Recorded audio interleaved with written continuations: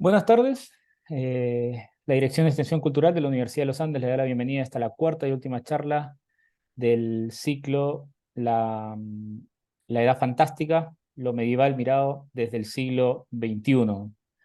Este ciclo, que duró 2 semanas exactas, partió con un seminario sobre Lewis y Tolkien organizado por el Instituto de Literatura de la Universidad, una presentación, un par de actividades que incluyó la presentación de flauta celta, un Ceilidh Dance, que es un tipo de baile celta irlandés, un torneo de juegos de mesa con los estudiantes de la universidad y eh, 4 charlas vinculadas al mundo medieval, donde finalmente, como conclusión de estas 4 charlas, concluiremos con una nueva versión de nuestro programa Vivamos la Ciudad, donde vamos a recorrer junto con el arquitecto Cristian León 3 iglesias de los barrios Brasil y Yungay de Santiago Centro, dentro de las cuales, bueno, las 3 son la Basílica del Salvador, la iglesia Corpus Domini y la iglesia de San Saturnino. Quizá ahí el profesor el día de hoy en la charla algo comentará acerca de estas iglesias para quienes no se han inscrito y se animen a poder ir. Antes de presentar al profesor panelista del día de hoy, paso a recordarles que esta charla consta de una primera parte de la exposición, ¿ya? Y durante la exposición les voy a pedir que quienes quieran puedan ir agregando en la parte de abajo comentarios o preguntas para que el profesor pueda ir respondiendo. Es una exposición un poquito amplia, así que vamos a preferir la parte de la exposición y durante la exposición el profesor irá respondiendo alguna de sus preguntas, ¿ya? Bien, entonces la charla de hoy se titula Atrapando lo Sagrado, del gótico europeo al neogótico chileno. Nos acompaña para esta charla el día de hoy Cristian León. Él es arquitecto y licenciado en estética por la Pontificia Universidad Católica de Chile, magíster en gestión del patrimonio cultural y diplomado en historia del arte de la Universidad Pablo de Olavide de Sevilla, España, doctor en historia del arte y la arquitectura de la misma casa de estudios allá en España. Entonces, bien, muy bienvenido Cristian, nuevamente, todo tuyo esta sala virtual. Muchas gracias. Voy a compartir pantalla entonces.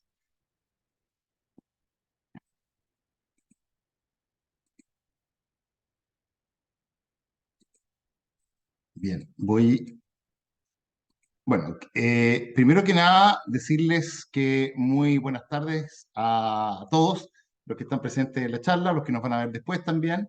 Y la Josefina con Raúl me pidieron una tarea que es siempre imposible para mí porque me piden, me tocan el corazón con esto, porque es la cosa que más me gusta de la historia del arte, pero es cómo llega el gótico, ¿no es cierto?, europeo, cómo llega a Chile. Entonces vamos a ver, y el título es muy sugerente, porque dice Atrapando lo Sagrado. Entonces, básicamente lo que vamos a hacer es tratar de ver cuáles son elementos que permiten, ¿no es cierto?, que este arte tenga esa dimensión sagrada, que vamos a ver de un arte de una tradición viva, ininterrumpida, pero que lamentablemente se fue perdiendo con la llegada de la modernidad, con el humanismo, con el Renacimiento, y de ahí eso se fue eh,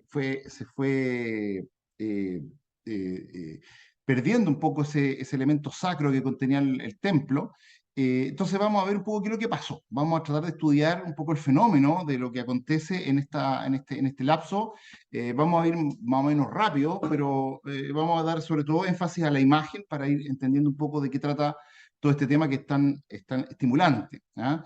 Bueno, el arte cristiano había conseguido más o menos del siglo X y XI en adelante, habían llegado en el siglo XI más bien a una mayoría de edad con el arte románico, ¿ah? Con un arte maduro ya de una iglesia que se tardó tiempo en cristalizar en Occidente, o Bizancio lo hizo bastante rápido, pero en la iglesia románica, como ustedes ven ahí, son iglesias que tienen potentes muros perforados con pequeños vanos y las iglesias parecen fortalezas. Entonces, la dimensión de la muralla, el muro, ¿no es cierto? Son muy iglesias muy pesadas, podemos decir que transmiten un poco el juego de masa como volúmenes y son muy oscuras, ¿ah? Muy oscuras, podemos decir, que favorecen probablemente el recogimiento. Pero después en el siglo XIII, y esto está claro que el gótico nace más o menos en la medianía del siglo XII, en la abadía Saint-Denis, cerca de París, y que aparece un poco el gótico y que va a llegar, ¿no es cierto?, a tener ejemplos tan maravillosos como esta de la Catedral de Amiens, que como ustedes ven, el elemento más importante es que el muro ha desaparecido. El muro como sistema portante ha desaparecido y se transforma en una especie de membrana translúcida, ¿no es cierto? Una especie, vamos a decir, de paramento vertical luminoso que no tiene muros. ¿Por qué no tiene muros? Porque básicamente empiezan a trabajar otros elementos estructurales. Y el gótico, podemos decir que es la conclusión, y aquí tenemos un corte de una iglesia románica, como decía, que era más bajita, muy pesada, qué sé yo, y aquí contrastamos con una iglesia gótica, que empiezan a entrar en juego tres elementos que trabajan juntos y que logran un poco la arquitectura gótica. Son el arco apuntado, ¿no es cierto?, que es diferente al arco de medio punto o semicircular románico. El arco apuntado, como ustedes ven, es un arco que tiene dos centros y que es este que está aquí, y además aparece la bóveda ojival, que se llama o nervadura, y por otro lado aparece el arbotante. Este arbotante, que es un semiarco exterior, podemos decir que traslada los empujes hacia el exterior, que son tomados por estos pináculos y por estos estribos que después lo llevan a los arbotantes, perdón, a los contrafuertes, que son estos que están acá. Entonces, el vaciamiento del muro es el elemento principal, lo que permite que las iglesias sean iluminadas. Coincidentemente con esto, en el siglo XII ya se redescubre la técnica del vidrio, técnica que habían inventado los romanos, pero que en el siglo VI se había perdido en Occidente, pero que es recuperado más o menos en el siglo XI-XII. Ya las últimas iglesias románicas tienen, aparecen los vitrales, pero ya los desarrollan, podemos decir, en gran medida, podemos decir, en la época gótica. Entonces, la feliz conjunción de la bóveda ojival, que es esa que está ahí, ¿no es cierto?, bóveda de crucería, o nervadura, que también se llama, los arbotantes y el arco ojival que está aquí o apuntado son los elementos que permiten el vaciamiento del muro y que permiten esta gran estructura gótica que desmaterializa, podemos decir, la estructura o espiritualiza la materia de alguna manera y que se transforma en una especie de pozo de luz y de cielo.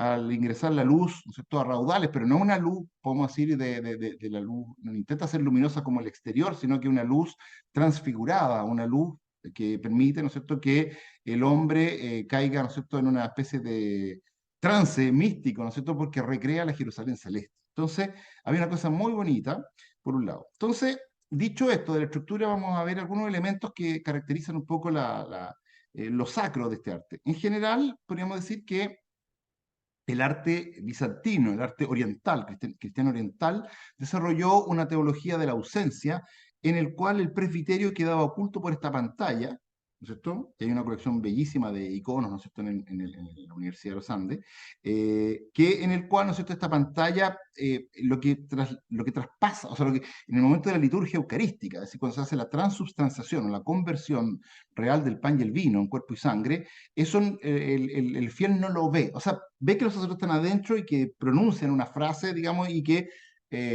ocurre esa transformación, pero ellos no lo ven. Y después sale la hostia ya transformada o consagrada. Y en cambio que Occidente desarrolló otro estilo, ¿no es cierto?, que es básicamente una liturgia de la presencia, en el cual, ¿no es cierto?, los paramentos verticales son bajos, por lo tanto el fiel que está de pie, no está sentado hasta básicamente después del Concilio de Trento, están de pie, ellos ven lo que acontece allá. Y de hecho en el siglo XIII o en el siglo XII, XIII más bien, se instituye la fiesta de Corpus Christi, que tenía que ver con la elevación de la Sagrada Forma, ¿no es cierto? Por lo tanto, esta cosa era visual y la gente lo veía. Entonces, por lo tanto, las iglesias se van a definir o diseñar con un sentido de peregrinación, es decir, que por un lado hay un fenómeno que se llama la orientación, y la orientación es un elemento común de todas las religiones. Lo que pasa es que cambia la orientación, pero en el sentido, por ejemplo, el mundo judío, todas las sinagogas están orientadas hacia lo que era el antiguo templo de Jerusalén, ¿no es cierto?, que había construido Salomón, después Herodes, qué sé yo, pero que apuntan todas las sinagogas del mundo, deben referirse en su orientación hacia ese lugar. ¿Bien? Y por otro lado, en el mundo islámico, todas las mezquitas también se orientan radialmente hacia su centro cosmológico, que es la Kaaba. La Kaaba, este cubo negro que está, ¿no es cierto?, en la mezquita de la Meca. También todas las mezquitas del mundo se dirigen hacia allá. En el caso cristiano es un poco diferente porque todas las iglesias cristianas del mundo antiguo se orientan paralelamente, podemos decir, hacia el sol naciente, o sea, de oeste a este están orientados, el presbiterio está en el oriente, porque Cristo había, como decía el Apocalipsis, ¿no es cierto?, que Cristo irrumpirá en su segunda venida como el sol del oriente, Y hacia el oriente también decían los místicos y los tratadistas, como Tomás de Aquino y otros, ¿no es cierto?, que hacia el oriente quedaba, ¿no es cierto?, el lugar donde había sido el paraíso terrenal, hacia el oriente había sido el lugar de nacimiento y muerte y resurrección de Cristo. Por lo tanto, básicamente todas las iglesias del mundo cristiano se orientaban, y orientarse significa disponerse hacia el oriente precisamente, hacia ese lugar.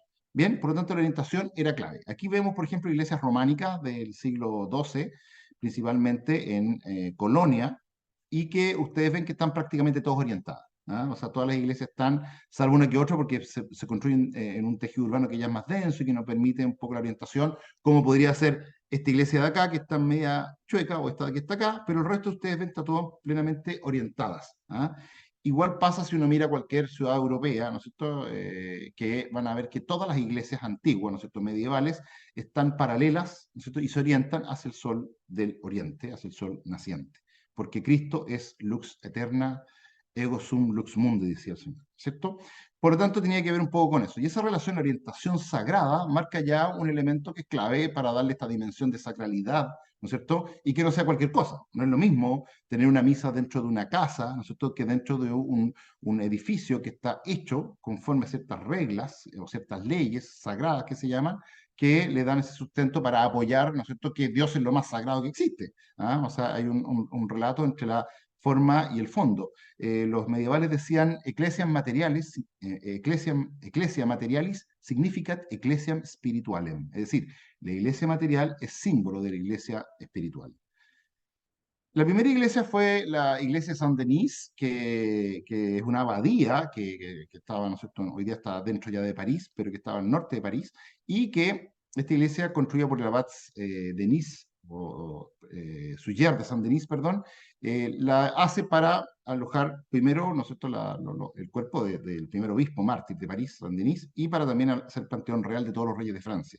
Después se le hace un cambio, ¿no es cierto?, con la torre, y en la época del siglo XIII, ¿no es cierto?, se le hace una especie de ayornamiento, una puesta al día con el estilo gótico, el gótico radiante. Lamentablemente esa torre se va a caer, ¿no es cierto?, y finalmente el aspecto que están viendo ustedes ahora es el aspecto que tiene la iglesia. Esta fue la primera iglesia gótica y se construyó en el 1135, ¿ah? Se inaugura, y esto da un poco el cambio de lo que va a ser la arquitectura gótica. Y ahí va a irradiar, ¿no es cierto?, el gótico en torno a Francia y, como dicen, ¿no es cierto?, Erwin Panofsky, en torno a 150 kilómetros alrededor de París, y en torno, ¿no es cierto?, a los próximos 150 años se va a desarrollar, ¿no es cierto?, el estilo gótico en torno a Saint-Denis o a París, y van a surgir ahí, ¿no es cierto?, todas las iglesias. Las iglesias que están en rojo son las del gótico primitivo, es decir, las primeras, y las que están sin marco son las iglesias del gótico clásico, ¿ah? Que son las más grandiosas, podemos decir, que aparecen. ¿Ah? Es la época del apogeo, llamado alto gótico o gótico clásico, que se desarrolla más o menos el periodo clásico del gótico entre el año 1200 y 1280. En 80 años se construyen, ¿no es cierto?, cerca de 40 o 50 catedrales y más de 1000 monasterios en Francia solamente. O sea, es una eclosión, podemos decir, de gloria, de una especie de jardín de Dios para la iglesia que se hace en Francia, que es maravilloso por, ¿no es cierto?, la fuerza. Y bueno, vamos a ver que muchas de esas iglesias también se llaman Nuestra Señora, Notre Dame, ¿cierto? Que implica que en este momento se toma conciencia a partir del siglo XI del culto mariano. ¿Ah? Que es un elemento importante que vamos a ver también como parte de esta dimensión sacra que atrapa a lo sagrado en estos templos. Una cosa como inacible, inefable, ¿no es cierto? Lo sagrado, cómo la arquitectura puede lograr eso. Entonces, los templos, ¿cómo se hacían para mantener esa orientación? Se buscaba siempre un lugar que ya haya sido, fíjense, santificado o consagrado por los ancestros. Por eso ustedes van a ver que muchas iglesias están montadas sobre antiguos templos, ¿no es cierto? Uno puede ver en América, por ejemplo, que las iglesias se hacen sobre, por ejemplo, no sé, en Cusco, la iglesia de Santo Domingo está sobre Coricancha, que era el templo, ¿no es cierto?, principal que había para los incas en Cusco. Pero no es por un tema de dominación, como muchas veces el mundo profano interpreta, sino que tiene que ver porque ese lugar ya ha sido consagrado por los ancestros. Y por eso se levantan una y otra vez sobre el mismo lugar, porque ya fue consagrado porque emanaba, hay una dimensión sagrada, ¿no es cierto?, un espacio que lo hacía diferente y apartado de lo profano, podríamos decir, era exclusivo y excluyente. Entonces, muchas veces vamos a ver que sobre una iglesia gótica y una iglesia románica, sobre la iglesia románica probablemente una iglesia del periodo medieval temprano, pensemos en una iglesia visigoda, sobre esa iglesia visigoda probablemente vaya un santuario germano, podemos decir pagano, sobre eso hay un templo romano, y sobre el templo romano haya quizás un menhir o un santuario druídico. Tiene que ver no con un ejemplo de dominación, como dice, sino porque reconocer que ese lugar tiene un coeficiente sacro que lo hace importante. Entonces, una vez tenido ese lugar, ¿no es cierto? Se tiene ese lugar, porque no en cualquier lugar se podía fundar una iglesia, se hace una circunferencia gigante con un hilo con cuerda de cuero y se marca, ¿no es cierto?, la dirección que es el este-oeste en el solsticio, perdón, en el equinoccio de primavera y de otoño. Entonces se marcaba esa dirección y una vez que se tenían esas direcciones, el este-oeste, tomando el punto rojo como centro, se hacía una circunferencia un poco más grande, cosa de generar, podemos decir, un desplazamiento ahí en el centro, y con eso se marcaba en ese cruce el otro eje que era el norte-sur. Estoy hablando en bien simple, porque esto es mucho más complejo, pero lo estoy simplificando obviamente por el tema de la clase.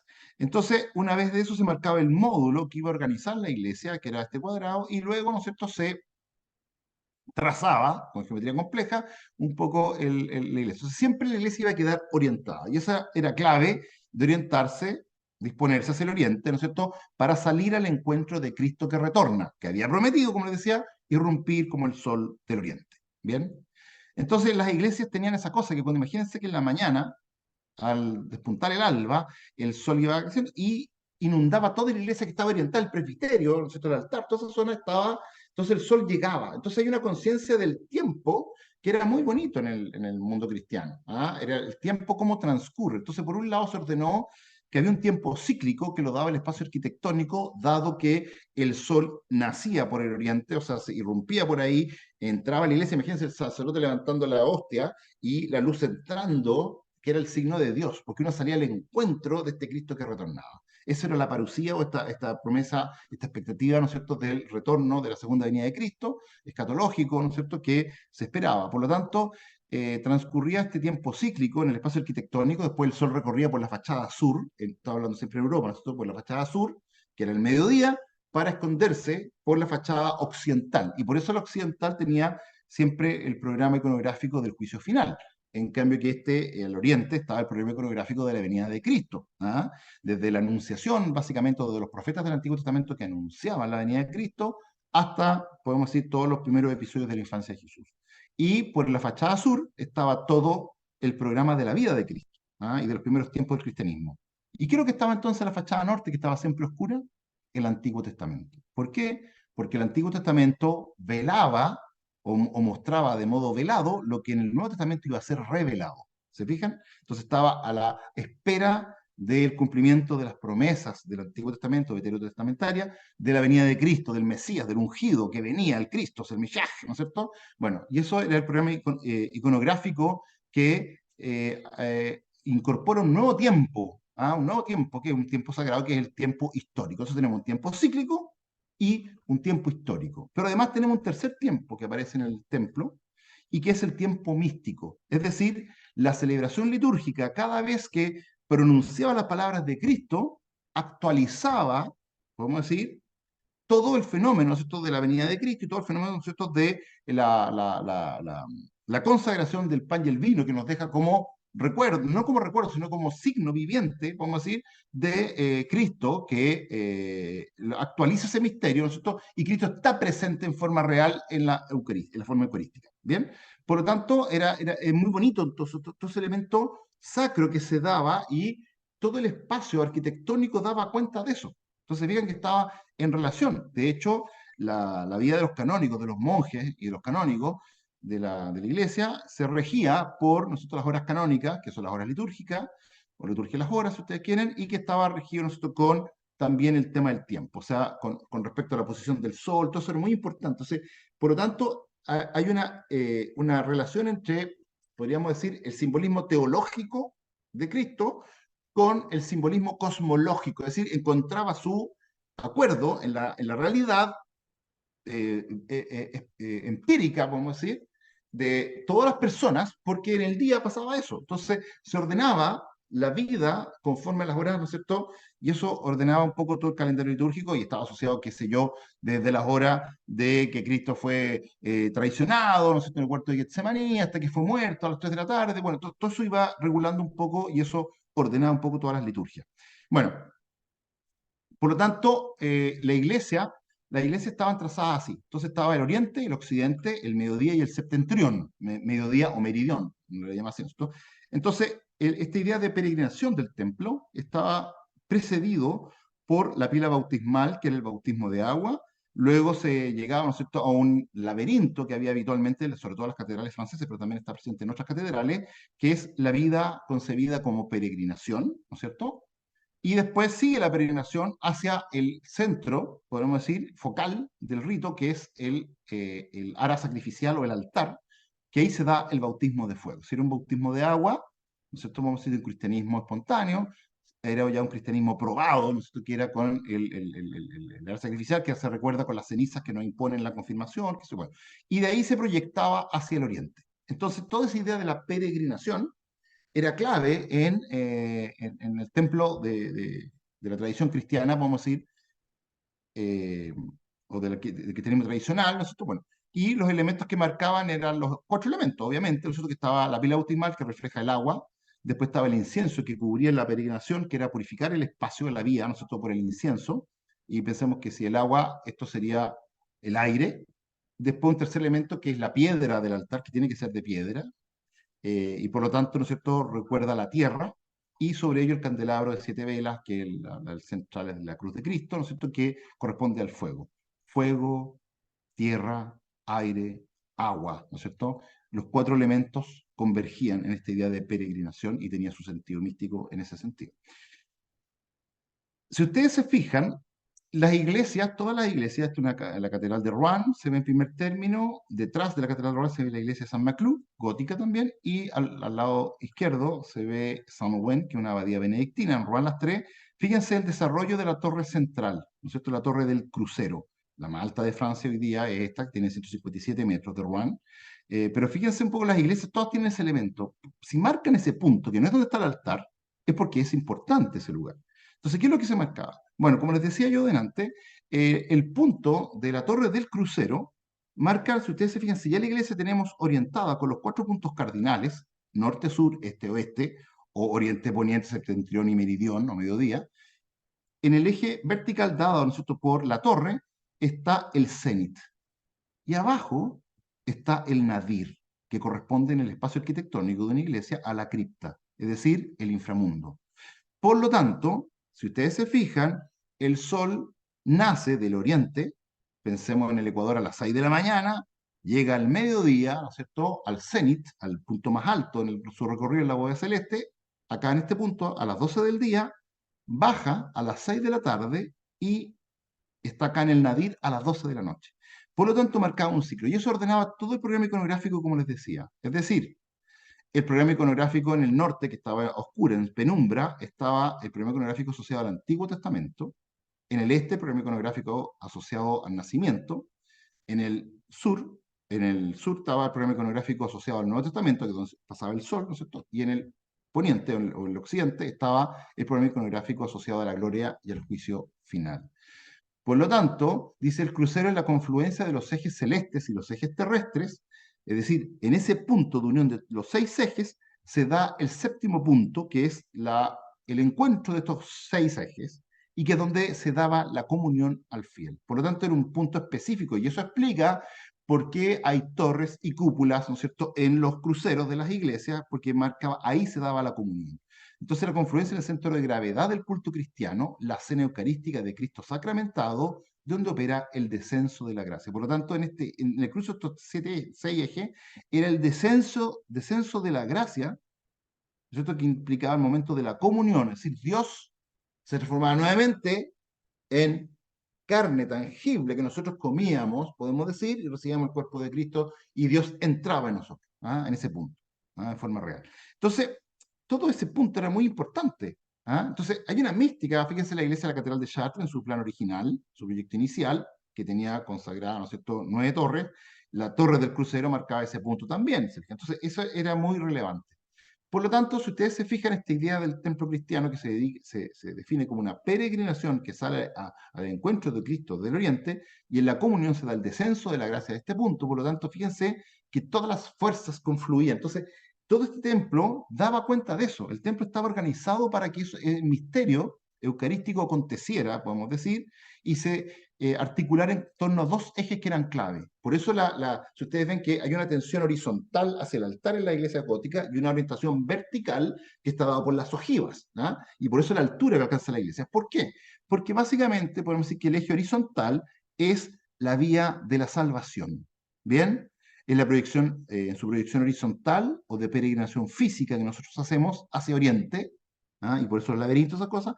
Y por otro lado, este otro eje, el eje vertical del cenit y el nadir, es la vía de la gracia, es decir, la proyección vertical o de peregrinación espiritual, ¿no es cierto?, del descenso de Dios sobre el hombre. Por lo tanto, todo esto tiene un sentido. Entonces, la orientación cosmológica del templo gótico en el sentido de la peregrinación hacia el oriente. El eje vertical es replicado a modo de espejo por el eje horizontal, por tanto, es vía de salvación. Entonces, tenemos la vía de salvación y la vía de la gracia, los elementos que actúan, ¿no es cierto?, en este templo. Entonces, vamos viendo que estas son leyes sagradas que van articulando un poco que el misterio eucarístico acontezca de la mejor manera, ¿no es cierto?, y el espacio sea apropiado para lo que está aconteciendo, el misterio. ¿Ah? Y de ahí un poco que todas estas iglesias tengan un poco esa forma, como decíamos. ¿Ya? Bueno, si ustedes se fijan, la iglesia gótica celebra ese punto, el nadir, perdón, el cenit, con una bóveda en el centro, que es la bóveda del crucero, que es distinta al resto de las bóvedas. En este caso hay bóvedas de crucería en la Catedral de Damián, pero aquí se hace una bóveda de terceletes, que se llaman, se fijan, para marcar que este es el punto de la comunión del fiel. ¿Ah?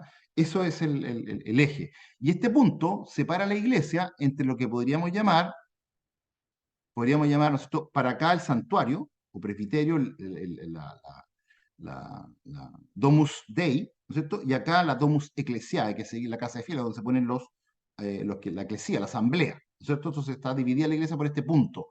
Entonces esto era muy importante. Entonces, acá vemos, fíjense cómo se celebran los cruceros en la Catedral de Rouen, que decíamos delante, con la Torre del Crucero, o la Catedral de Laon, que también tiene una Torre del Crucero fantástica. Entonces, todo esto celebra un poco el momento de la comunión, que era la irrupción de la gracia, no era cualquier punto. Estas iglesias románicas también se lo mismo, en la iglesia de San Vicente de Ávila, o San Pedro de Ávila, también tienen Torre del Crucero, donde se da la comunión. De hecho, el sacerdote está dando la comunión ahí, ¿no es cierto? Ahí está la fila de la gente que recibe la comunión. Bueno, entonces, estos puntos son bien importantes cómo las iglesias góticas se iban marcando. Entonces no era cualquier diseño, ¿no es cierto?, sino que todas interpretaban un poco lo mismo, la docilidad, ingenuidad, podemos decir, del cantero medieval de poder interpretar, ¿no es cierto?, estos designios sagrados, era clave, ¿ah? Y no anteponer el ego o las visiones personales o subjetivas, sino que aquí había que ser súper importante en esas relaciones. Entonces, ahí tenemos la Catedral de Rouen, como les decía, o la Catedral de Coutances, Notre Dame de Coutances, fíjense, la asociamos a Nuestra Señora, eso es el tema del culto mariano, con sus torres del crucero. Vemos también la capilla de la Sainte-Chapelle, ¿ah? Que ya esa no tiene ningún muro, es como el máximo desarrollo del gótico. Y se ve también la aguja de la torre del crucero, o también en Amiens, también la aguja del crucero, marcando ese punto que es muy relevante. Bueno, el nadir, ¿cómo se marcaba? El nadir se marcaba con la cripta. Entonces las iglesias tenían criptas. Ustedes ven hasta el día de hoy, ¿no es cierto?, que hasta la catedral la tienen, ¿no es cierto?, que debajo del presbiterio y entre el crucero y el presbiterio se desarrollan las criptas de las iglesias. Entonces, eso evocaba también el inframundo, evocaba otro, lo que podríamos llamar, si el cielo era la iglesia triunfante, la planta de la iglesia era la iglesia militante, la iglesia que estaba, podemos decir, en el inframundo, podríamos decir, a la espera de la resurrección, y que estaba, ¿no es cierto?, en la cripta, correspondería a la iglesia sufriente, que sería el purgatorio. Entonces, purgatorio, la iglesia de los otros, ¿no es cierto?, y después la iglesia de los electos, podemos decir, de los triunfantes, que está en el cielo. Entonces, toda esta iglesia, la Saint-Denis, ¿no es cierto?, la cripta de Saint-Denis, tenían todos estos lugares. Y por esa relación también, fíjense, por ser un lugar sacro, un lugar santo, un lugar santificado, consagrado, también era el lugar donde se ponían las tumbas. Hasta el día de hoy, ustedes pueden ver en las iglesias, caminan sobre losas sepulcrales, en San Vicente de Ávila a la izquierda, en en el claustro de Santiago de Compostela, ustedes caminan sobre estas piedras sepulcrales, ¿no es cierto?, que son las lápidas de gente que vivió ahí y que murió en esos lugares y que fueron enterrados en estos lugares, porque los vivos y los muertos conviven en el mismo misterio, ¿no es cierto?, a la esperanza de la resurrección y gozar de la gloria después de la muerte. ¿Ah? Y por eso están llenos todos estos lugares con las losas sepulcrales. Entonces, no hay un temor a la muerte no es un anatema, sino que es la hermana muerte, como decía en esta época misma también San Francisco de Asís, recuerden. Entonces ahí tenemos en Saint-Denis todas estas lápidas de los reyes de Francia que están ahí con sus manos juntas rezando al cielo, y un texto que a mí me encanta de Mil Mal, que dice, la catedral, símbolo de fe, fue también símbolo del amor. Todos trabajaron en ella. El pueblo ofrecía lo que tenía, sus robustos brazos. Empujó los carros, cargó las piedras sobre sus hombros. Tuvo la buena voluntad del gigante San Cristóbal. El burgués dio su dinero, el noble su tierra, el artista su genio. Durante más de 2 siglos, todas las fuerzas vivas de Francia aportaron su colaboración. De ahí la enorme vitalidad que irradia estas obras eternas. Incluso los muertos se asociaban a los vivos. La catedral estaba pavimentada con losas sepulcrales. Las generaciones pasadas, con las manos juntas en sus losas fúnebres, continuaban orando en el viejo templo. En él se unían el pasado y el presente en un mismo sentimiento de amor. Emil Mal. Y, y con las manos rezando hacia el oriente, dispuesto hacia el oriente también. Eso está la luz del sol. Bueno, en los cortes también las iglesias también reflejaban un poco lo mismo que tenemos en elevación de Notre Dame, y abajo dibujé un poco la cripta para entender un poco, para entender, ¿no es cierto?, la iglesia cómo se revela una concepción mística de la creación. Las bóvedas reflejan el cielo, es la iglesia triunfante, ¿no es cierto?, es la montaña, lo sobrenatural. Después, en la nave, podríamos decir, es la iglesia militante, que es la tierra, es el alma, es el suelo y las columnas. Arriba es el espíritu, ¿no es cierto? El árbol, el mundo físico. Y debajo es la iglesia sufriente, ¿no es cierto? Subterráneo, el cuerpo, la cripta, la caverna, el inframundo. Por lo tanto, la iglesia también místicamente reproduce 3 espacios que siempre se veneró desde las primeras religiones, ¿no es cierto? Que fueron podríamos decir, estas comillas, revelaciones precristianas, o este cristianismo preexistente, donde se habla de la montaña, el árbol y la caverna, o la caverna, el árbol y la montaña, ¿no es cierto?, como elementos donde emana lo sagrado principalmente. Y también en la planta se puede apreciar un poco algo análogo, ¿no es cierto?, siendo el presbiterio de la iglesia triunfante, el cielo y el espíritu, dado que ahí vive Dios. Después, la iglesia militante en la tierra, en el crucero, y la iglesia sufriente en el subterráneo, ¿cierto?, que es el cuerpo. Cuerpo, alma y espíritu se unían también en esa dimensión. Entonces, todo este elemento es bien interesante porque ustedes ven que este icono, o icono de Rubliev, que marca un poco lo mismo. Si ustedes se fijan, está el Padre, el Hijo y el Espíritu Santo, una Santísima Trinidad inspirada en la teofanía de Mambré, y que atrás el Padre tiene, ¿no es cierto?, una casa o una cueva, acá tiene un árbol y acá tiene una montaña, el Espíritu Santo. ¿Por qué? Porque la casa es el lugar, nosotros, de la presencia, podríamos decir, de Cristo, de Dios, perdón, en el Antiguo y Nuevo Testamento, podemos decir, y que es la presencia permanente de Dios. Después Cristo, como el árbol, porque simboliza la prueba que Adán fue vencido, podemos decir, en el árbol de la tentación, o de la ciencia del bien y el mal, y Cristo vence en el lignum vitae, el árbol de la cruz. Por lo tanto, Él redime a Adán y redime, ¿no es cierto?, ese pecado, y restablece el orden querido por Dios. Y en tercer lugar, el Espíritu Santo, reflejado por la montaña, es porque si, así como Dios entrega la ley en el Antiguo Testamento a Moisés en el monte Sinaí, luego Cristo entrega la nueva ley en el Sermón de la Montaña. Bien, por lo tanto, intenta abarcar todo esto, toda la historia de salvación, como les decía, ¿no es cierto? Entonces, esto va a ser reflejado también en las catedrales. Fíjense que los iconos también reflejan siempre esto. Fíjense que Cristo fue enterrado en una montaña, el monte Gólgota. Adentro había una caverna donde estaba el esqueleto, por eso se llama el monte Gólgota o Calvario, por la calavera de Adán que estaba en ese lugar.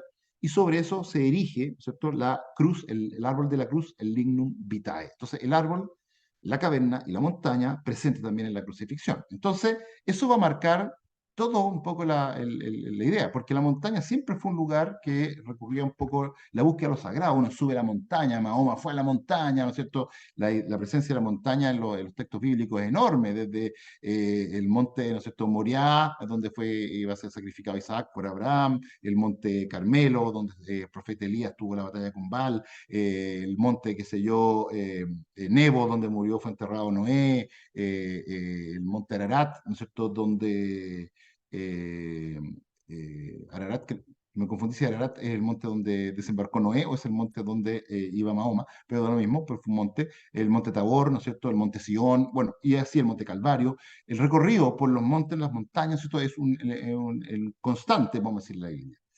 Bueno, entonces las iglesias evocan también la idea de la montaña. Y este otro elemento de los sacros, ¿no es cierto? Esta idea de elevación que implica esta construcción de la expresión del arquetipo de la montaña sagrada, ¿no es cierto? En este caso la Catedral de Colonia, comenzada en el año 1248, y que implica también esta elevación y esta idea de la forma como la montaña. Y ustedes ven, ¿no es cierto?, la Catedral de Limburg o ven la Catedral de Ulm, ¿no es cierto?, esta idea de todo el ascenso vertical, ¿no es cierto?, este impulso hacia ascendente que tienen las iglesias, marca la idea de la montaña. ¿Ah? Vean, por ejemplo, esta idea de montaña de la Catedral de Bourges, que se ve a mano izquierda, y a mano derecha la Catedral de Coutances, también, ¿no es cierto?, todo este elemento que sube como una montaña. El caso emblemático, Mont Saint-Michel, o sea, la montaña en su plenitud, podemos decir, esta idea de la montaña, ¿no es cierto? Bueno, entonces el templo cristiano recupera un poco ese elemento de la tradición cristiana original, ¿no es cierto? Y después pasamos a un segundo elemento, que es la caverna. La caverna, fíjense que Cristo habitualmente nosotros lo representamos en un pesebre, pero la verdad es que Cristo nació en una cueva, ¿no es cierto? Y el mundo bizantino siempre lo expresa en una cueva, como ustedes ven en el nacimiento de Cristo, porque los animales estaban en una cueva, los tenían en esa época, en una pesebrera de madera, pensemos en el desierto, sino en una cueva, y bueno, se representa así. Entonces la idea de la cueva como un santuario primordial.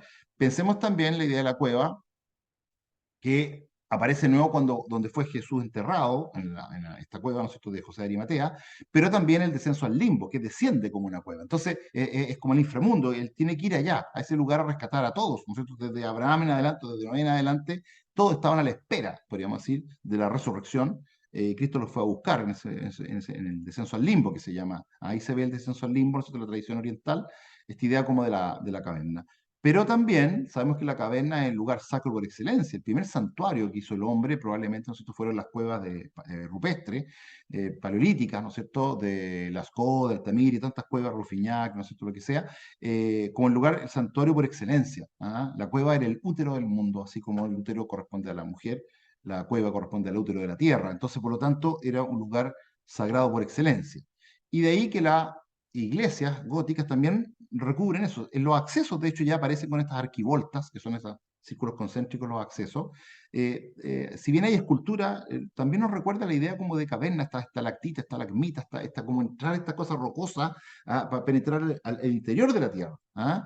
Y cuando estamos adentro, la bóveda recuerda la caverna. A eso sumamos las criptas. Entonces, todos los elementos van recordando un poco este elemento de la caverna, ¿no es cierto?, que también aparece muy, muy presente en esta iglesia, sobre todo en las góticas. ¿Ah? Toda esta idea de este mundo que recorre.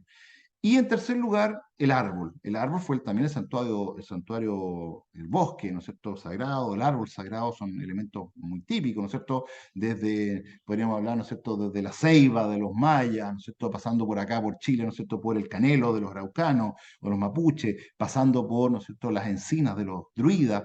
Todo esto, ¿no es cierto?, el culto celta, todo esto tiene que ver eso con la idea del árbol sagrado. Y esto también está expresado, si ustedes ven los capiteles de las iglesias góticas, van a ver llenos de capiteles floridos, ¿no es cierto?, con hojas de acanto, con lo que sea, reminiscencias del antiguo Corintio, y con reinvenciones también que van a aparecer, pero también aparecen elementos florales por todos lados. Si ustedes ven estos cordones, se fijan, ornamental o moldura, ¿no es cierto?, vegetal que aparece en la Catedral de Amiens, junto con los capiteles además floridos de los... Entonces, todo este elemento vegetal aparece, es la naturaleza.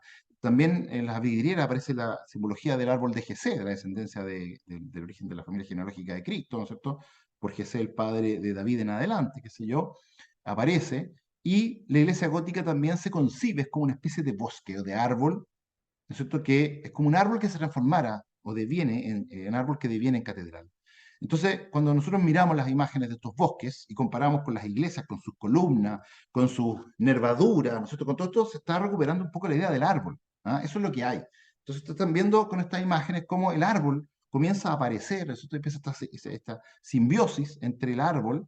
Si ustedes se fijan, esto del tronco, aquí está ¿no es cierto? El capital, que es como el follaje, de ahí vienen las nervaduras con las ramas y con su, bueno, con todo el resto. Todo esto es un remedo, podemos decir, del bosque, un antiguo resabio, ¿ah? Que queda ahí hablando, podemos decir, una voz milenaria, podemos decir que junta todo el plan de salvación. Desde el origen de la creación, podemos decir, se remite, se sintetiza, se concentra en este espacio sagrado. Entonces, hay una concentración, como decir, un coeficiente alto de lo sagrado que se manifiesta por muchos lados.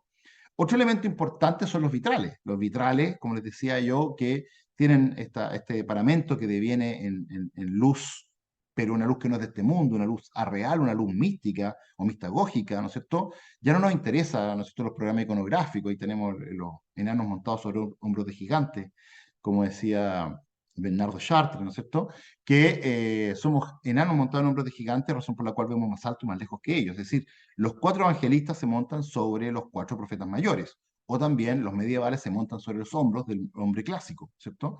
Y interpretan el legado clásico en términos cristianos. Es lo que hace, podemos decir, el neoplatonismo con Platón, de San Agustín, o lo que hace el, el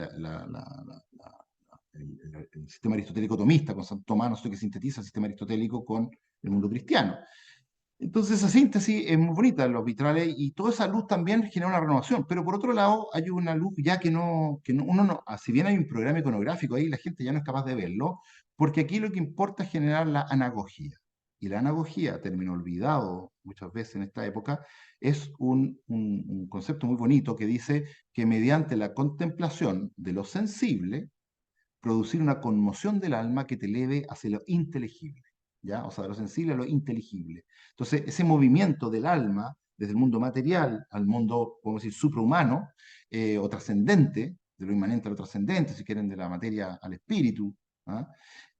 Básicamente genera este efecto de la luz, esta luz, podemos decir, incorpórea, ¿no es cierto?, que traspasa y que ilumina este lugar y que se transforma todo en espacio místico, ¿ah? En espacio, como decía, anagógico, ¿ah? Independiente de lo que podamos ver o no ver. Entonces, la luz es un componente esencial también de este ámbito, de esta esfera de lo sacro, ¿ah? Y ahí tenemos de la Catedral de Chartres, y ya aparece un poco en la aparición acá, ¿no es cierto?, de Santa Ana y su hija María, la Madre de Dios, que aparecen acá, y comienza también, ¿no es cierto?, en esto un tema muy relevante con respecto a la aparición en esta vitral, ¿no es cierto?, del rol de María. Se empieza a descubrir en el siglo XII y en el siglo XIII, estos vitrales son del siglo XIII, pero ya en el siglo XII comienza a aparecer, ¿no es cierto? Este vitral es del siglo XII, de 1144, Nuestra Señora de la Belferrier, si ustedes se fijan, una Virgen negra, que tiene a su vez a Cristo, que tiene la cara amarilla, es decir, Él es el sol, ella es la tierra, ¿no es cierto? Él es sobrenatural, ella es natural, pero ¿no es cierto?, es el trono de sabiduría de Jesús. Y por lo tanto, el reconocer y entender la dimensión mariana en el culto cristiano occidental, que no estaba trabajado, como decir, el tema mariano, hasta el siglo, con San Bernardo recién, ¿no es cierto?, de Claraval, aparece recién, ¿no es cierto?, en el siglo XII y en el siglo XIII, comienza a afirmarse, ¿no es cierto?, la devoción mariana, la piedad mariana, que va a empezar a transformar el mundo. Entonces, las iglesias son consagradas a Nuestra Señora. Aquí tenemos a Nuestra Señora de Chartres, ¿ah?, con la túnica, ¿no es cierto?, la sábana que se había regalado desde Bizancio, y que ahí irradió, desde esta iglesia irradió el culto mariano, y que va a ser una transformación notable en la iglesia. Y que tiene que ver que la iglesia, hasta antes de Chartres, tenían este espacio que se llama matroneo, que hasta Notre Dame de París lo tiene, y que las mujeres estaban confinadas en este lugar, junto con los niños de hasta 7 años, estaban arriba en este lugar que se llama matroneo o tribunas altas, y que deriva de los gineseos de las sinagogas judías. Acuérdense que en las mezquitas árabes, musulmanas, perdón, las mujeres van atrás y los hombres adelante. También hay una segmentación del espacio, igual que la... Pero acá hasta el siglo XII existía eso. Pero cuando se descubre el culto mariano y la potencia, ¿no es cierto?, de María, como intercesora, ¿no es cierto?, como abogada, como mediadora, ¿ah?, como esposa mística, ¿no es cierto?, de la salvación, la catedral de Chartres elimina el matroneo. Y acá lo que queda simplemente es el triforio. El triforio esa galería que se ve arriba, que es un pasillo, vamos a decir, técnico, una especie de andamiaje fijo de la obra para recorrer los pasillos, se elimina el matroneo y eso nos quiere decir que las mujeres han pasado abajo a compartir el espacio juntos con los hombres. Esto marca la influencia que tiene María y que se releva o se traspasa también a la sociedad. ¿Ah? Es decir, ahora hombres y mujeres comparten juntos y no están relegadas porque decía la Constitución Apostólica del siglo IV, texto antiguo de la Iglesia, que decía que las mujeres deberían estar ocultas a la vista de los presbíteros. Bien, por lo tanto las tiraban arriba. Pero ahora en el siglo XII pasan hacia abajo, o en el comienzo del siglo XIII, pasan hacia abajo y si ustedes se fijan, Laon tiene matroneo, París tiene matroneo, pero ahora ya Chartres no lo tiene, tampoco lo tiene la Catedral de Reims, tampoco la Catedral de Amiens, y ya nunca más hay matroneo. Ya se eliminan los matroneos y pasan a aparecer un poco el rol de la mujer que comienza a valorarse. En el siglo XII-XIII comienzan todas estas mujeres místicas y visionarias, perdón, no sé qué pasó, todas estas mujeres místicas y visionarias comienzan a aparecer, toda esta, desde Berta de Laon, ¿no es cierto?, desde Beatriz de Nazaret, Matilde Magdeburgo, Jade Wittenberg, Juana de Arco, Leonor de Aquitania, la Hildegarda von Bingen, o sea, un montón de mujeres que son prominentes en su sociedad y que empiezan a influir y que empiezan a civilizar. O sea, la labor civilizatoria de Leonor de Aquitania en la corte francesa es notable. Desde meter la música, que la gente se lavara las manos, meter el tenedor, no sé, un montón de cosas que son civilizatorios. ¿Ah? Y así todas estas mujeres, estas místicas y visionarias van a hacer esto una labor notable. Y esto va a traspasar, va a tener una transformación, podemos decir, del ámbito religioso o sacro, que es el culto mariano, va a tener su versión, podríamos decir, profana, o su conversión profana en el ideal caballeresco y el amor cortés. Los grandes elementos, ¿no es cierto?, de la civilización, de la guerra, ya no los prisioneros les cortan la cabeza, sino que se negocia, ¿no es cierto?, las condiciones de igualdad de combate, el honor, la munificencia, y todos los valores que promueve el Quijote de la Mancha, ¿no es cierto?, como dice la libertad, la religión, la protección del débil, defensa de los ideales religiosos, el culto a la feminidad y a la belleza, el espíritu de galantería, gallantry, significa cortés y valiente en inglés, lo mismo, ¿ah? Y las virtudes de la caballería como el valor, que era la bravura de mostrar en combate, la lealtad, que era la fidelidad a los compromisos contraídos, la cortesía, muestra de buena crianza, de modestia, abnegación y respeto a los demás, y la indulgencia con el enemigo. La munificencia, palabra medio olvidada, hacer uso de sus riquezas con largueza, especialmente con los menesterosos o necesitados, los peregrinos y los miembros más pobres de la propia orden. Y el sentido de justicia, debía poner todo su esfuerzo en enderezar entuertos, prevenirlos o reparar los agravios. Entonces, todo esto civiliza, es un elemento civilizador, podemos decir, que tiene su contrapunto profano en la sociedad, pero que emana de la fuerza que tiene el culto mariano que irrumpe un poco en estas iglesias. Y así tenemos las iglesias grandes, ¿cierto? De la Catedral de Reims, ¿cierto? Maravillosa la iglesia, perfecta. ¿Ah? Notre Dame de Amiens, esta iglesia además no eran en blanco y negro, sino que estaban pintadas. Nosotros las vemos hoy día así como en color piedra, pero tenían todos sus programas iconográficos pintados. Era una explosión de luz y color. Por lo tanto, no era esta visión así como media apagada que vemos hoy día, que a nosotros nos gusta mucho, parece, pero todas las iglesias góticas estaban todas pintadas. Entonces, es bien interesante porque uno podía conocer los personajes que estaban ahí, ¿no es cierto? Y que lo que querían anunciar y reconocerlos cuando se hacían las obras teatrales que actuaban los canónigos de la catedral. Entonces iban no así, sino que iba todo pintado, entonces sabían quién era el personaje de la túnica roja, de la túnica verde, de la túnica azul, y quién representaba, y la gente aprendía, porque esta era una Biblia pauperum. Las iglesias eran una Biblia de piedra y cristal para que los analfabetos, la gente que no sabía leer, pudiera entender el Antiguo y el Nuevo Testamento. Por lo tanto, es una Biblia para los pobres o Biblia pauperum. ¿Bien? Entonces, era muy bonito. No es esta la visión de la iglesia gótica así con la luz normal, porque estos fueron destruidos por la Primera Guerra Mundial, sino que tiene que ver, o con la Revolución Francesa, o con la Segunda, digamos, sino que tiene que ver un poco con esta luz mística que recorría las iglesias, qué sé yo, al interior. Y este perfeccionamiento del gótico, ¿no es cierto?, con este eje horizontal, la vía de salvación, y el eje vertical, la vía de la gracia, se articulaba, ¿no es cierto?, en esta maravilla de estas construcciones góticas. ¿Bien? Entonces, todo esto era un portento y cada iglesia trataba de ser más grande que la anterior, cada ciudad, hasta que el gótico no pudo más. Está reflejado con esta iglesia, la Catedral de Saint-Pierre de Beauvais, que, como ustedes ven, se alcanzó a hacer el presbiterio. Se decía el presbiterio porque una vez consagrado el presbiterio ya se podía celebrar misa. La gente estaba afuera o estaba dentro de esta iglesia románica antigua, esto que le decía yo, que están consagradas las iglesias en el mismo lugar. Entonces, a medida que la iglesia gótica avanzaba, se iba comiendo la románica, que se iba desarmando, ¿no es cierto? Pero permitía que la gente estuviera ahí, participar de la misa, podemos decir, o también servía como instalación de faena de las jóvenes. Entonces, la gente podía participar. Entonces, es muy bonito porque aquí se ve la iglesia románica entera entrando como dentro de la nave de la iglesia gótica, que son inmensas, tiene 50 metros de alto. Entonces, era esto, esta es la idea un poco de la iglesia. Y ahí se ve este portento, esta iglesia como que levita, como que flota, ¿no es cierto? Si ustedes lo ven, la cantidad de vidrieras que tienen todos los niveles, ¿no es cierto? Que pareciese que su bóveda no se podría sostener con estos elementos, tan esbeltos, ¿ah? Y parece que flotara la bóveda, ¿no es cierto?, en el espacio. Entonces, una maravilla el gótico en ese sentido, ¿ah? Toda esta especie de desmaterialización de la materia que les decía yo, ¿ah? Esta cosa como inefable que flotase en el espacio, ¿ah? Y por otro lado empezó un problemón también porque mucha gente en este ámbito quiso irse a la vida religiosa. Se estima que en el gótico, en la época del gótico, está hablando del siglo XIII, más o menos el 10% de la población era sacerdote. Y no estoy contando ni monjes ni monjas. Probablemente si los contara podríamos llegar a un 30 o quizá un 40% de la población. ¿Ah? Tomaba los votos y la vida religiosa. Entonces, ¿qué es lo que pasó? Que se está, empezó a desarrollarse lo que se llama la hipertrofia de lo litúrgico. Muchos curas que vivían en la iglesia, entonces, si ustedes ven el coro, que estaba en una iglesia gótica normal, pero cuando empezó la eclosión en el siglo XIII, se empezaron a estirar los coros, a agrandar los coros para que cupieran los canónigos que celebraban misa, que se ponían en las sillerías famosas que ustedes ven, que van paralelo a la nave, y que se agrandaron la iglesia. Entonces, imagínense el tema litúrgico que pasó. Acá estaba el cura, que hablaba en latín, la gente ya no hablaba latín porque hablaba las lenguas romances del siglo XI más o menos, o X, que sean las lenguas romances, o sea, el francés, el español, el italiano, o la lengua anglo, ¿no es cierto?, sajona, ¿no es cierto?, como el inglés.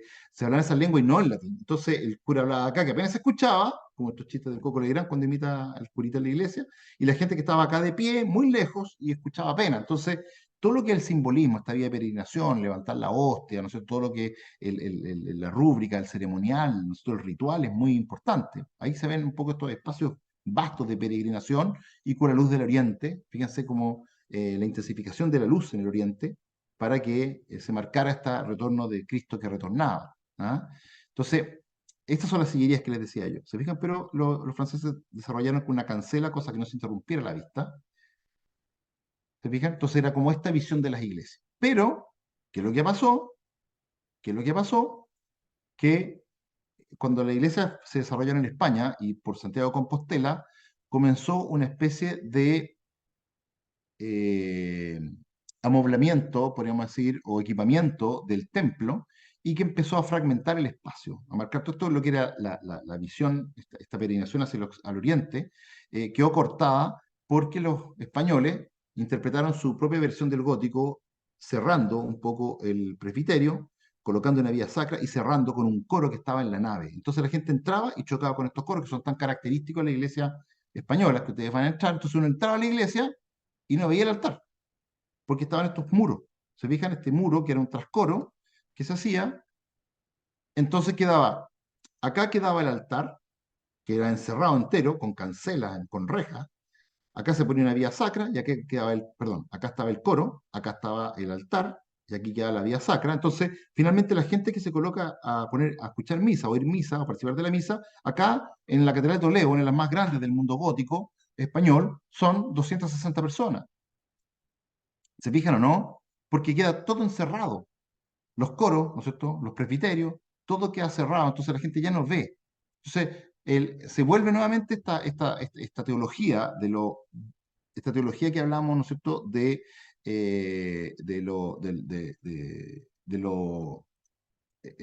la teología de la ausencia y de la presencia, que hablamos, se vuelve una especie de teología de la ausencia, pero interrumpida, cortada, fragmentada el espacio. ¿Ah? Aquí se ve una foto de la nave donde uno llega y están estos coros que interrumpen, y más encima atrás, ya no es el oriente, ya no importa, porque empiezan a levantarse estas proezas, bellísimas por lo demás, pero que son los famosos retablos, que se hacen estos retablos góticos enormes que alcanzan prácticamente hasta la clave. Entonces ya la luz del oriente, el sentido de, si ustedes ven la catedral de Toledo, ¿no es cierto? La luz del oriente ya es una reminiscencia con esas pequeñas luces que se ven ahí a penita, porque ya no los vemos ahí.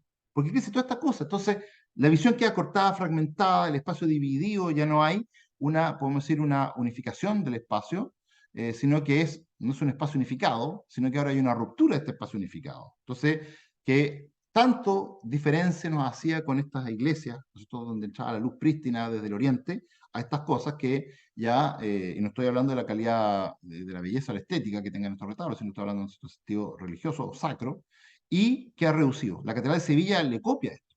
Fíjense ustedes, si aquí tenemos una imagen de la Catedral de Toledo, acá tenemos una imagen de la Catedral de Sevilla, pero también de Toledo, estos son dos de Toledo, que son un poquito, como decía, 200 personas caben en la iglesia, y el espacio ya queda fragmentada la nave, queda fragmentado atrás con los coros, ¿ah? Entonces empieza a pasar esto, esta es la Catedral de Toledo, un coro cerrado, pétreo, una pantalla que se llama retablo, se cierra por el lado, ¿no es cierto? Se pone una reja, se pone un eje sacro en el crucero, o sea, ya no es el lugar de la comunión, porque ahora es para conectar a los canónigos que van allá, entonces se genera todo un tema, y la gente que va a la misa choca con esto y después se tiene que poner, ¿no es cierto? Es que interrumpía la vista al oriente, y simplemente se ponen estos cuadraditos negros al lado de estas 200 personas que caben midiendo misa. O sea, iglesias que están hechas para que cupiera toda la ciudad, o sea, 10.000 o más personas.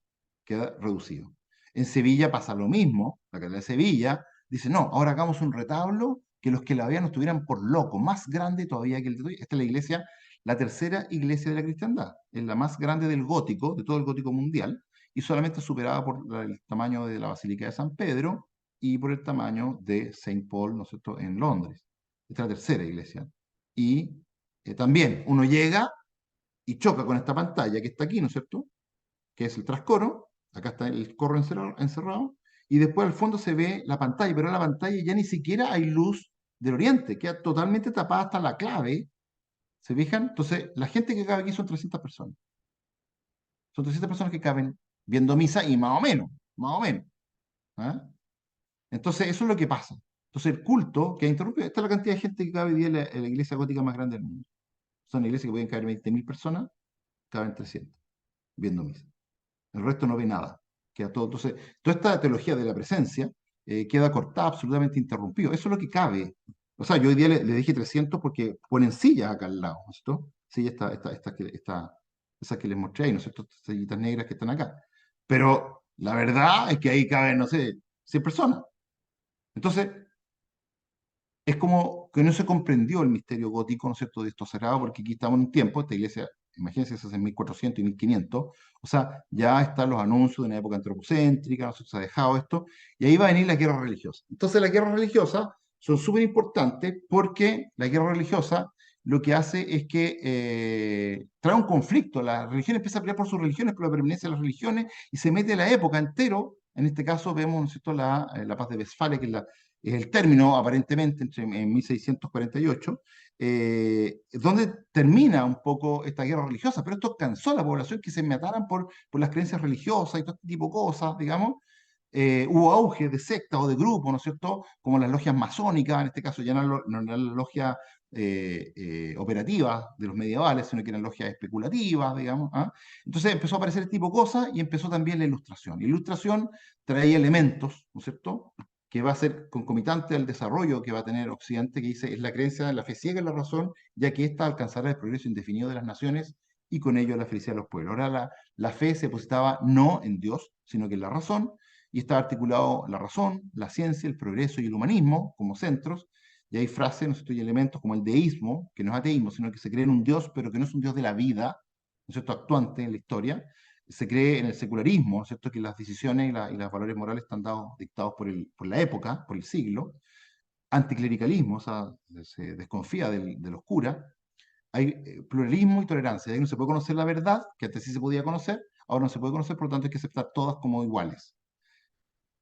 Frases, ¿no es cierto?, que marcan este cambio. Dice, aquellos que están gobernados por la razón no desean para sí mismos lo que tampoco desean para el resto de la humanidad. O sea, una visión secular de ama a tu prójimo como a ti mismo, ¿cierto? Voltaire dice, estoy en completo acuerdo con tus ideas, pero daría gustoso mi vida por tu derecho a defenderlas. Fase típica, ¿no es cierto?, del pluralismo y la tolerancia. Voltaire, se necesitaron 12 discípulos para difundir el cristianismo. Yo les demostraré que hacen falta solo uno para destruirlo. Dios no existe, dice Voltaire, pero no se lo digas a mi criado no vaya a ser que a eso de la medianoche vaya a mi cuarto y me asesine. ¿Ah? Entonces, toda esta es la atmósfera psíquica empieza con ilustración, que marca todo esto y que va a llevar, ustedes saben, a la Revolución Francesa y a todas estas cosas, pero ahí está la cabeza de Voltaire, ¿no es cierto? Se reunían en la casa, ¿no es cierto?, de Madame Guffrin, para juntarse ahí estos espíritus, ¿no es cierto?, que creían en el progreso, en la luz, en la razón, ¿cierto? Y las iglesias ya dejaron de ser estos templos, sino que se transformaron en una especie de templos griegos. Este es un templo griego, la Maison Carré. Y este es el templo, ¿no es cierto?, de la iglesia, ¿no es cierto?, que se hizo de la Madeleine, ¿ah? Para la Gran Armée, Napoleón, o la Catedral de Buenos Aires, que parece templo griego, incluso nuestra Catedral de Puerto Montt también es un templo griego. ¿Ah? Pasaron estas cosas. Entonces de repente llegamos al romanticismo que empieza a decir, no, esto basta con esto. ¿Ah? La ilustración reglamentada, el mundo clásico, la razón, qué sé yo, toda esta cosa, y empieza a haber una crisis con respecto a esto, y ahí empiezan las reivindicaciones de las tradiciones, ¿no es cierto?, y las raíces nacionales, aspiración a la libertad de las naciones, un cierto retorno espiritual, ¿no es cierto?, hacia el mundo medieval, y esto fue clave para lo que se llaman los revivals historicistas.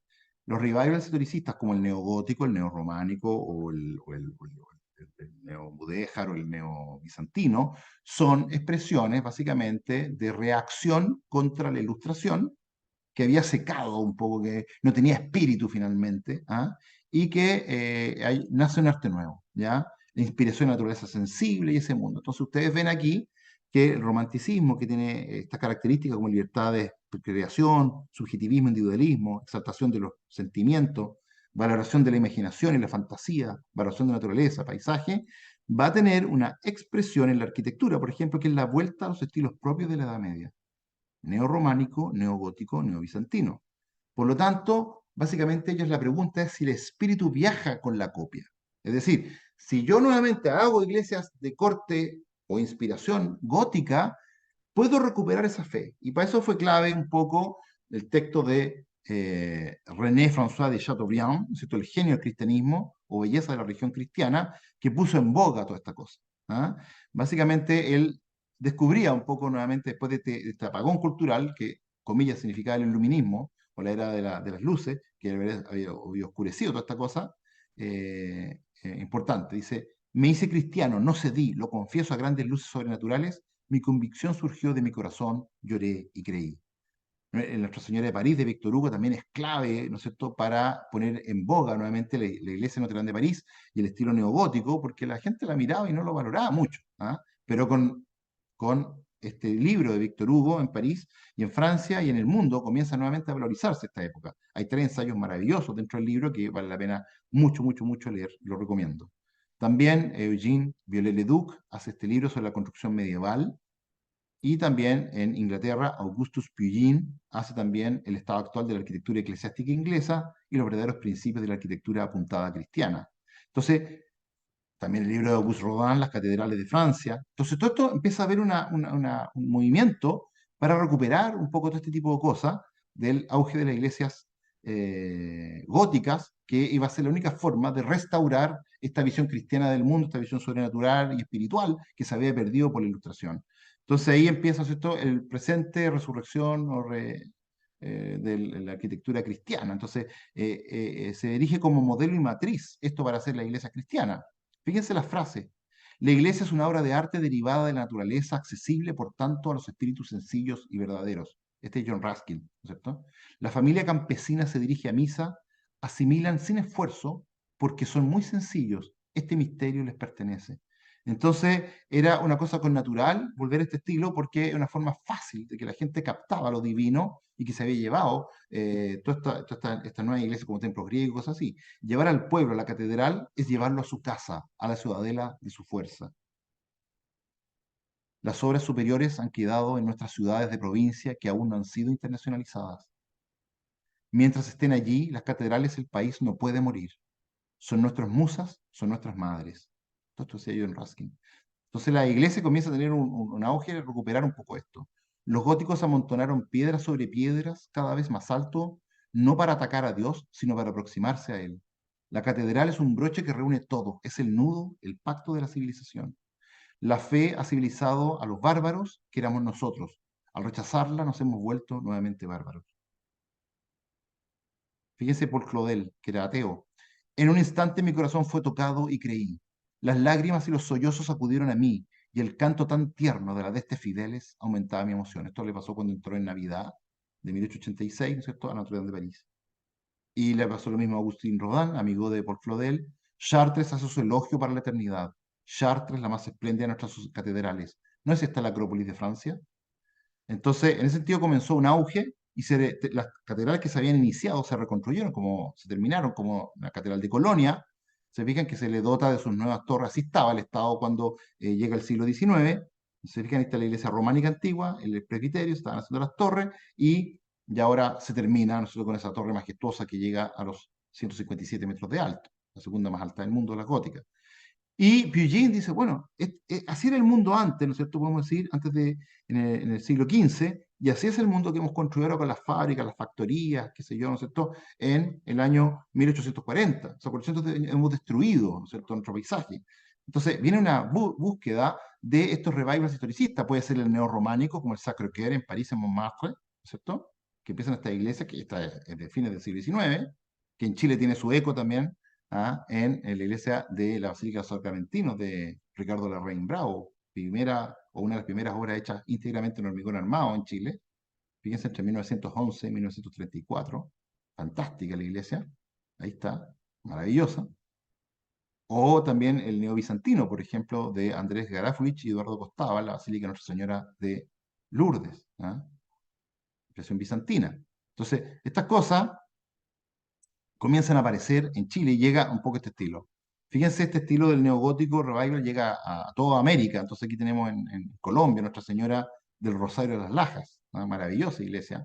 O en Puerto Vara, una iglesia neorrománico, ¿cierto?, que es esta neorrománico alemán, hecha a comienzo del siglo 1910, y para entender un poco lo de Chile. Entonces, ver un poco, bien cortito, lo que pasa en Chile. Fíjense que este mapa nos muestra cómo era la situación de Santiago el año 1850 y que habían 28 templos católicos en Santiago.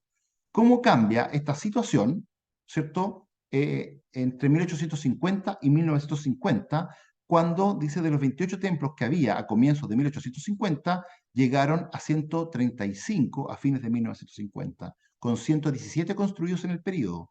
Estas presentaron diversas propuestas arquitectónicas y el 19%, o sea, casi un 20% de estas propuestas fueron edificios con reminiscencias góticas. Es decir, 22 de estos edificios, de estos 117, van a ser de estilo neogótico. Hay otros neorrománicos, como decía en sentido, pero es una cantidad importante en Santiago, ¿no es cierto?, de 22 templos góticos. Entonces, el más antiguo que teníamos era la iglesia de la Nuestra Señora del Carmen, el Carmen del Alto, Carmen Alto, que era una iglesia gótica, lamentable que era esa, una pintura que está coloreada, pero que fue demolida en 1942 para hacer el paso bajo niveles, ¿se acuerdan? Ahí en Carmen con Alameda, y la perdimos.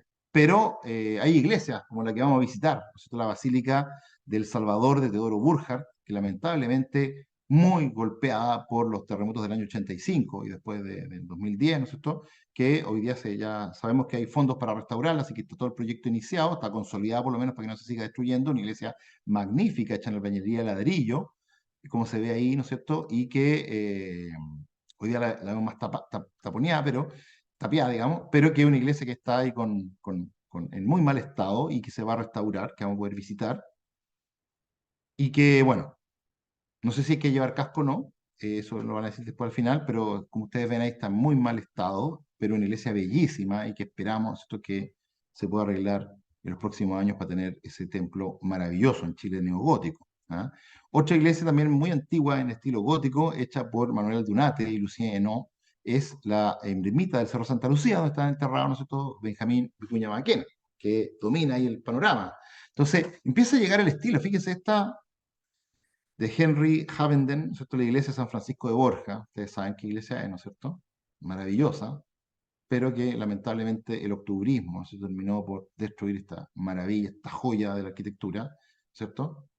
Eh, Estos sacrilegios, ¿no es cierto?, que se hicieron en esto y que hoy día el templo no hay fondos para restaurarla, ¿no es cierto?, que se destruyó básicamente todas sus bóvedas, ¿no es cierto?, los campanarios, las imágenes vitrales. La iglesia también de Teodoro Burkhardt, el mismo que hizo El Salvador, con Alejandro Chicarelli, con Eugene Joanon, la iglesia del Dulce Nombre de María, del año 1878, y que también tiene gótica, como ustedes ven ahí, esto, incluso con las rotantes en la aguja, una iglesia maravillosa, con bóvedas cuadripartitas que se llaman, ¿no es cierto? Y que toma inspirada en el gótico clásico. Ahí todavía esta imagen nos muestra un poco cómo el gótico los símbolos de poder religioso fueron absorbidos por los símbolos de poder económico y de las grandes torres, los consorcios, las edificios industriales o residenciales dominan, ya no son las agujas de los templos que quedan sofocados por las nuevas alturas. Esta iglesia que se construyó por la Iglesia de la Gratitud Nacional, hecha por Lucien Ambroise Hainaut, que es básicamente por el tema de la guerra del Pacífico, ¿no es cierto? eh, Hizo esta iglesia para dar gracias por el fin de la guerra del Pacífico, por haber ganado. Así que una iglesia gótica también bien interesante, que está ahí en el ambiente de Arroz, al otro lado de República, qué sé yo, en la Alameda. Esta también Teodoro Burkhardt y el presbítero Luis Benavente, que lo había comenzado. Se habían conocido en Paredones, ¿no es cierto? Y le pidió que hiciera esta iglesia, que es la parroquia de San Saturnino, que vamos a ir a ver, del año 1888 y que es una iglesia maravillosa, como ustedes ven ahí, que tiene la cualidad de que tiene una bóveda de salón, ¿ah? Que no son muy comunes. La bóveda de salón es un invento alemán, que son todas las bóvedas del mismo tamaño. Seguramente, como Teodoro Burkhardt es alemán, probablemente le trajo la idea de hacer esta idea de las bóvedas de salón. ¿Ah? Y también de Emile Dioyer, ¿no es cierto?, que es la capilla de San Pedro, bellísima, una capillita, ¿no es cierto?, en Maquiver, que es del año 1890, 1896, con todo un gótico pintado que nos recuerda un poco el arte francés, el gótico francés del sur, del Mediterráneo. ¿Ah? Esta otra iglesia también de Emile Dioyer, la iglesia Santísimo Sacramento, que está en Mata, también muy linda con torre central, probablemente inspirada en el gótico alemán. Torre central, hecha de albañilería reforzada, también una iglesia fantástica, pero que hoy día no tiene uso. ¿Ah? No se usa como iglesia, está ahí amontonada las cosas. Ojalá se pueda rescatar para el culto, que sería lo ideal, ¿no es cierto? Una iglesia bellísima también, de una sola nave. Esta otra iglesia que es de los top 5 del neogótico en Chile, que es la iglesia de la parroquia Santa Filomena, de Eugene Joanon Croisier, ¿cierto? Que está en patronato ahí en Recoleta, y que es una iglesia realmente maravillosa, maravillosa. Miren por favor el interior, nos recuerda como el mejor estilo de la iglesia francesa, toda pintada, ¿no es cierto?, con vitrales, es una bellísima, bellísima, bellísima, bellísima, bellísima iglesia. Miren por favor, son dos fotos distintas por si acaso. Una maravilla. Miren los vitrales. No, es una joya. Y la iglesia de Eugene Joanon también, la iglesia del Corpus Domini, que también vamos a visitar, maravillosa, se fijan, que tiene un macizo occidental con torre central, que también es más típica alemana, ¿no es cierto? Muy bonita. Miren la maravilla.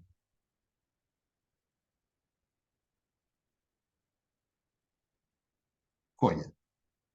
No vamos a decir nada para que podamos ir a verla, ¿no es cierto? Y conocerla personalmente, personal no en el lugar. Miren las bóvedas pintadas, todo, ¿no? Sí, una maravilla.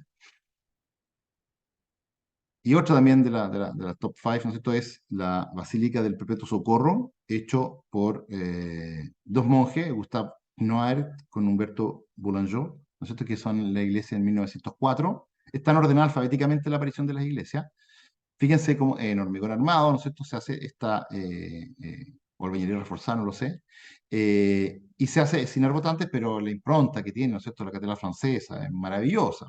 ¿Ah? Miren,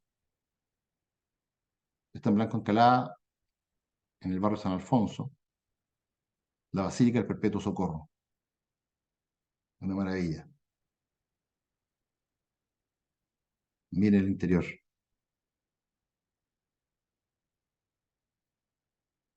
Miren esto otro.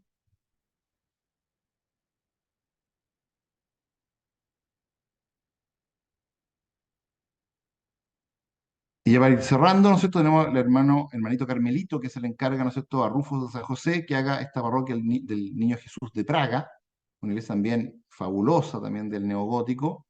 Miren el interior. Y para terminar, esta iglesia, que la voy a poner por tres razones.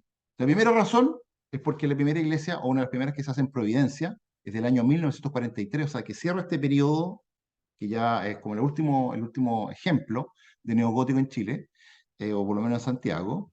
En segundo lugar, es una iglesia que la hizo una mujer, un arquitecto mujer, la primera que vemos de todo este listado, nosotros, que es María Elena Vergara Navarrete. Y en tercer lugar, la pongo, no solo porque esté en Providencia, porque es la última, porque le hice una mujer, sino porque además aquí se casaron mis padres. ¿Ah? Así que yo tengo, no, yo no he nacido, obviamente, todavía, pero aquí tampoco soy el primer hijo, soy el segundo, pero tengo mucho cariño porque el lugar donde mis papás, ¿cierto?, se unieron bueno, hasta que mi padre murió, qué sé yo, y todo. ¿Ah? Y ahí está el interior. Así que, dicho esto, los dejo invitados. No sé, ahí puede Raúl explicar, pero los dejo invitados para el día 4 de noviembre, que nos vamos a juntar a las 9 de la mañana en la universidad, en la zona del museo, ¿no es cierto? En el patio reloj. Nos vamos a juntar para de ahí tomar un bus que nos va a llevar, ¿no es cierto?, a que vivamos la ciudad y templos neogóticos de Santiago. Vamos a ver, ¿no es cierto?, la Basílica del Salvador, la San Saturnino y la del Corpus Domini, ¿no es cierto?, creo que son esas tres, y vamos a visitar esto. Entonces, ahí está, es el 4 de noviembre a las 9 de la mañana, termina esto a las 14 horas, los dejamos a más tardar a las 14 horas en la universidad, ¿ya? Así que me dicen que van a llegar a 2 y cuarto, 2 y media. Vamos a tratar de llegar antes, pero por si acaso. Y bueno, ahí está el precio, son 5.000 por personas y incluye transporte ida y vuelta al campus. Bien, 40% alumni UANDES, 20% a la comunidad UANDES. No sé si hay que decir algo más, Raúl. Que quedan muy pocos cupos, así que Ah, sí. vayan corriendo al Vamos a enlace que asegurar debe porque estar, tenemos un está en bus. el... ¿Ah? Voy a prender luz, pero Sí, bueno, yo aprovecho que no está Cristian para solamente reiterar que ya quedan muy pocos cupos, así que quienes deseen estos días, este fin de semana largo, métase ahí al enlace o visite la página de extensión, uandes.cl/extensión, o lo puede buscar ahí arriba en la página de extensión y busca la actividad que es Vivamos la Ciudad, Templos Neogóticos de Santiago, y bueno, ahí puede separar, inscribirse obviamente y realizar el pago para separar su cupo. Prácticamente el pago, lo que estamos haciendo es el transporte ida y vuelta.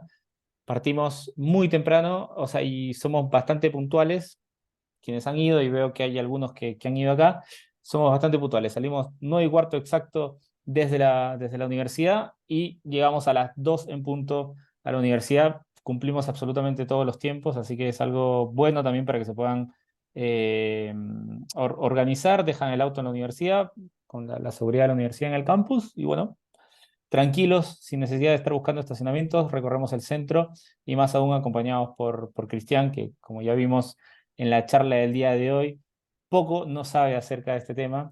Yo lo conocí a Cristian justamente a través de este tema, y siempre me despertó ahí un gusto especial por el gótico, aunque yo soy un poquito más de tendencia románica. Ahí tenemos nuestro corazoncito por cada uno, pero bueno, me gusta más lo oscuro, a él le gusta más la luminosidad. Bien. Bueno, te voy a transmitir un par de preguntas, Cristian, para ir cerrando en honor al tiempo. Agradecerte por la charla, muy interesante, y justamente ese traspaso que sería muy interesante responderla el sábado 4, de si ese traspaso desde Europa hacia América, ese gótico al neogótico, también vino cargado con ese espíritu inicial de los siglos 12 y medio hacia adelante, ¿no? Entonces, Paulina Aido pregunta si por qué la cripta representa a la iglesia sufriente si los que han fallecido ya gozan del cielo. Ahí es un poco eh, teológico, pero está muy buena la pregunta. sí. No necesariamente los que han muerto gozan de inmediato, lo hace uno tiende a decirlo así porque dice, bueno, nos paseamos el purgatorio. Pero la verdad, la creencia católica, no así la creencia protestante, nosotros creemos en el purgatorio, que es un espacio de purificación, un tiempo de purificación, ¿no? O sea, que transcurre entre la muerte y la resurrección. Cristo, de hecho, transcurre 50 días, ¿no es cierto?, en esos episodios.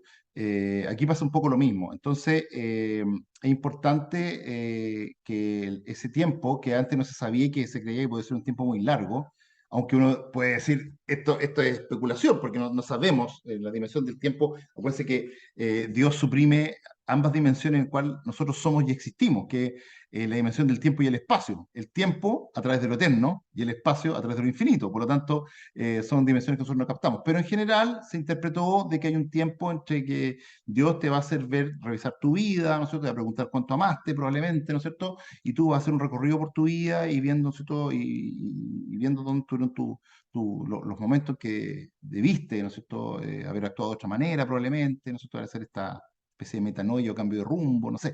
Yo no sé cómo va a pasar, no tengo idea, pero se supone que no es inmediato. Lo que pasa es que uno tiene la esperanza de que Dios, la infinita misericordia de Dios y pasemos soplados, pero yo creo que tenemos que hacer un examen de conciencia profundo de nuestra existencia en ese momento. ¿Ah? Y yo lo encuentro súper bueno. ¿Ah? Una sala de espera, podemos decir. ¿Ah?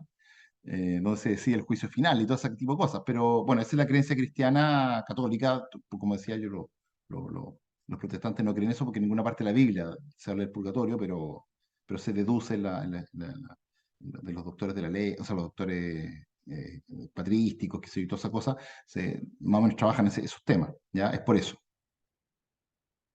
Sí, bien. Y había una pregunta que tú hiciste, Cristian, acerca del casco para quienes se inscriban a la salida del 4. Ah, Por el momento no es necesario. Sí creo conveniente, a partir de tu pregunta, decir que, bueno, a quienes se inscriban, a quienes aseguren su cupo, se le va a enviar toda la información acerca de ese día. También es bueno decir que entre Corpus Domini y San Saturnino es un espacio de unas cuantas cuadras donde tenemos que cruzar tanto Brasil como Camin para que vayan, para que sepan que, bueno, hay unas cuantas cuadras que vamos a caminar para que sí. Oye, perdona, nosotros sí. cuando Ujú. fuimos, voy a ir a un curso el año antepasado, está la Constanza de Vilar que fue también ahí, que ella lo organizó, nos dijeron que bastaba, por ejemplo, un casco de bicicleta, porque Sí, se pueden desprender yeserías y cosas de arriba. Claro que no te va a matar, pero te puede pegar depende de sí, cómo te caiga, te puede hacer una herida si es que cae. Ahora, nosotros no nos pasó nada esa vez, sí. pero Yo he entrado más un par vale de prevenir. veces. Casco de bicicleta, eso Sí. sirven, o de skateboard, de cualquier cosa, sirven. ¿Ah? Así que por si lo quieren llevar. Yo lo Bueno, recomiendo. Después muy lo dejamos buena. en el bus por último cuando.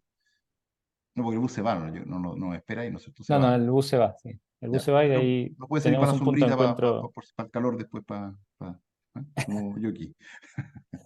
Perfecto. Bueno, terminando comentarios, Bettina Gilemeister, muchas gracias, la excelente charla, la Wandes por la invitación, y gracias por la exposición muy clara, Eduardo Bolsart, Carolina Schmidt, nos acompaña, hemos visto la inscripción de Carolina, muchas gracias, me encantó, había cosas que no sabía, fue buenísimo el enfoque arquitectónico en realidad Cristán, y yo creo que in situ, a partir de los detalles, vamos a poder también conocer mucho más, principalmente la Basílica del Salvador, que tiene detalles bastante anecdóticos, algunos de ellos, que Cristian lo sabe muy bien. Así que, bueno, muy buenas No, tardes. perdón, alguien preguntó Ah, sobre sí, el sí, tema de sí, la sí. música, de cuándo Ah, la sí, música. La verdad no tengo idea, pero me da la impresión que debía ser post-Concilio Trento, ¿ya? O sea, después de 1965, 1966, se empezó de alguna forma a hacer una iglesia que fuera más cercana y se empezaron a hacer primero con música sacra, después ya con música selecta o docta y después ya hoy día se hace cualquier cosa, digamos. ¿Ah? Pero bueno, no lo sé exactamente la respuesta. Solamente la intuyo. ¿Ah? Eso. perfecto. Nuevamente las gracias, Cristian, y gracias a todos a quienes nos han acompañado este día jueves para la charla. La grabación se enviará junto con todas las otras charlas del ciclo de la Edad Fantástica. Muy buenas tardes, que estén muy bien. Hasta luego, mucho gusto, muchas gracias por estar acá.